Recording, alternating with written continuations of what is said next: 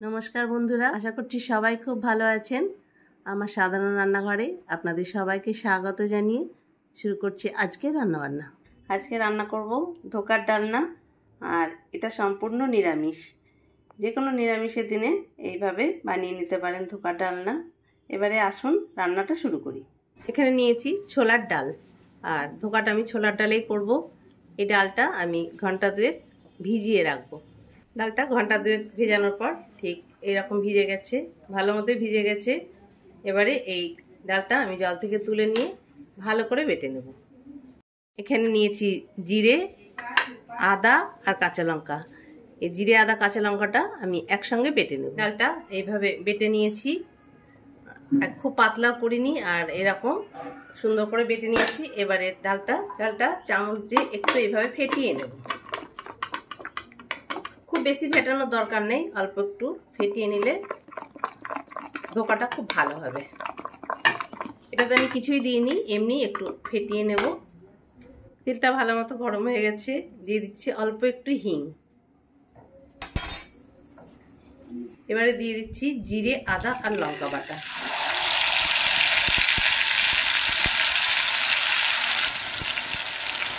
দিয়ে দিলাম পরিমাণ মতো হলুদ, লবণ, চিনি। এবারে মশলাটা খুব ভালো করে কষিয়ে নেব। দিয়ে দিচ্ছি একটু কাশ্মীরি লঙ্কার গুঁড়ো।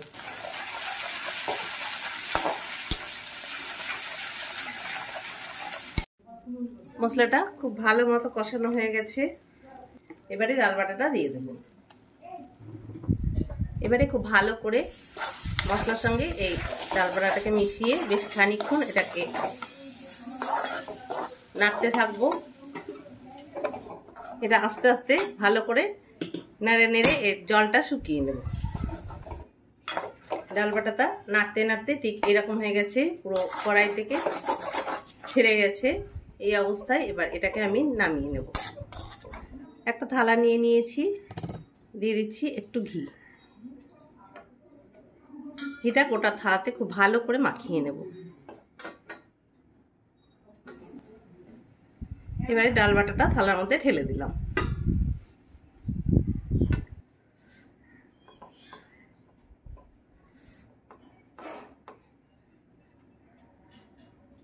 এরকমভাবে ভালো করে এটা গোটা থালাতে সমান করে এটাকে চেপে চেপে বসিয়ে দেব।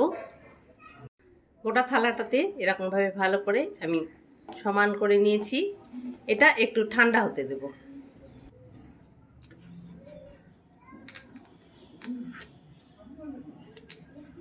এবারে ধোকাগুলো সব পিস পিস করে কেটে দেব। পিস পিস করে কেটে এগুলোকে তুলে নেব। আপনারা আপনাদের মতন শেপ দিতে পারেন, আমি আমার মতো দিচ্ছি।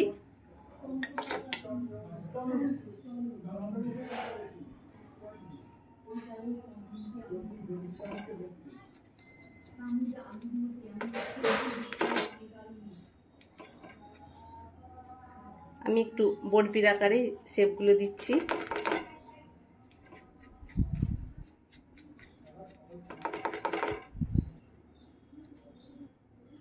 এরকম সব তুলে নেব। প্রত্যেকটা এরকম বড়পির আকারে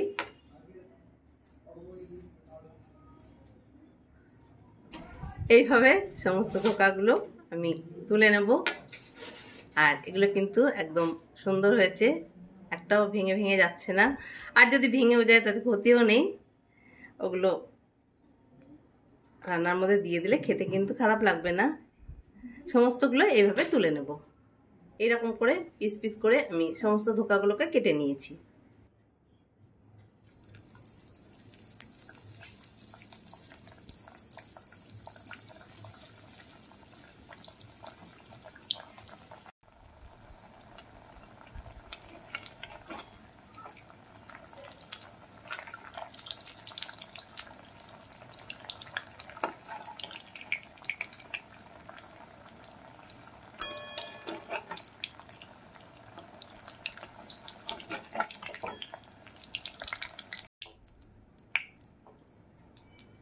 ধোকাগুলো আমি এইরকম করে ভেজে নিয়েছি।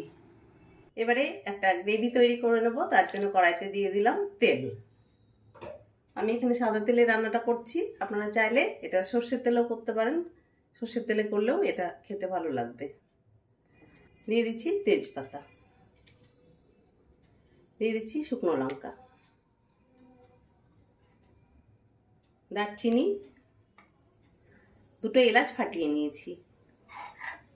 এছাড়া দিয়ে দিচ্ছি একটু জিরে, আর দিয়ে দিচ্ছি সামান্য একটু হিং।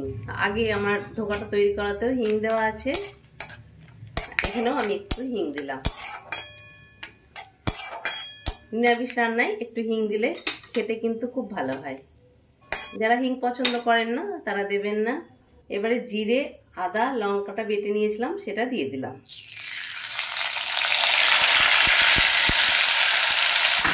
দিয়ে দিচ্ছি স্বাদ মতো হলুদ, দিয়ে দেবো কাশ্মীরি লঙ্কার গুঁড়ো, দিয়ে দিচ্ছি লবণ, আর ঝালের জন্য তো আমি কাঁচা লঙ্কা বেটেই দিয়েছি।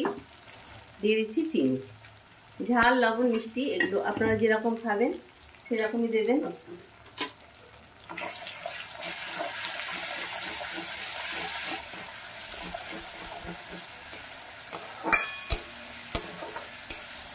হিং দেওয়ার জন্য মশলার গন্ধটা কিন্তু খুব সুন্দর হয়।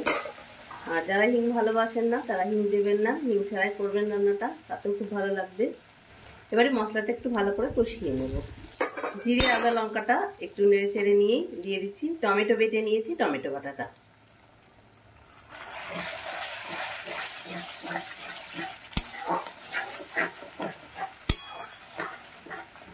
টমেটোটাকে খুব ভালো করে এর সঙ্গে কষিয়ে নেব।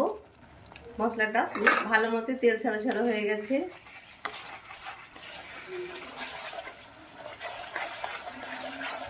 মশলাটা আর একটু কষিয়ে নেব। আর একটু কষিয়ে নেওয়ার মধ্যেই আমি একটু কাজু বাদাম বেটে নেব। এবারে যে কাজু বাদামটা নিয়েছিলাম সেটা বেটে নিয়েছি, দিয়ে দিচ্ছি।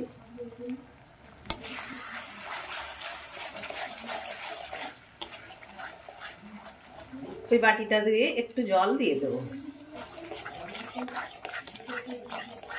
আপনারা এখানে গ্রেভিটা বাড়ানোর জন্য দই দিলেও দিতে পারেন, দই দিলেও এটা খেতে ভালো লাগবে। যে কোনো নিরামিষ পদের মধ্যে এই ধোকার ডালনাটা কিন্তু একদম দারুণ স্বাদের একটা রান্না। এই রান্নাটা যে কোনো দিন যে কোনো অনুষ্ঠানে এটা বানিয়ে নিতে পারেন। মশলাটা দিয়ে ভালোই তেল ছেড়ে গেছে, একদম কষানো হয়ে গেছে। এবার দিয়ে দিচ্ছি একটু গরম মশলা। গরম মশলাটা আগে দিয়ে দিলাম, কারণ ধোকাগুলো যখন দেব তখন কিন্তু গরম মশলা দিয়ে নাড়তে গেলে ধোকাগুলো ভেঙে যেতে পারে। সেই জন্য আগে একটু গরম মশলা আর এই 1 চামচ ঘি দিয়ে দিলাম।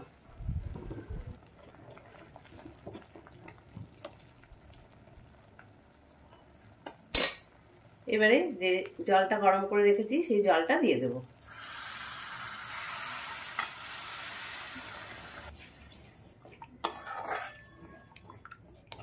জলটা একটু বেশি দিতে হবে, কারণ ধোকাগুলোতে পুরো ঝোলটা টেনে নেবে।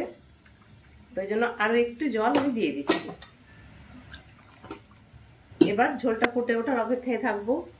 ঝোলটা খুব ভালো মতো ফুটে গেছে। এবার একটু ঝোলটা কমিয়ে দিয়ে ধোকাগুলো সব ছেড়ে দেবো একে একে।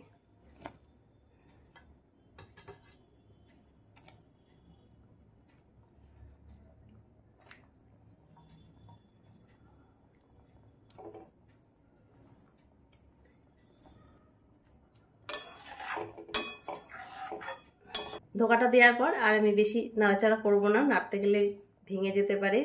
ওই জন্য এবারে গ্যাসটা বন্ধ করে দেব। যে কোনো নিরামিষের দিন রান্না করে নিতে পারেন এরকম ধোকার ডালনা।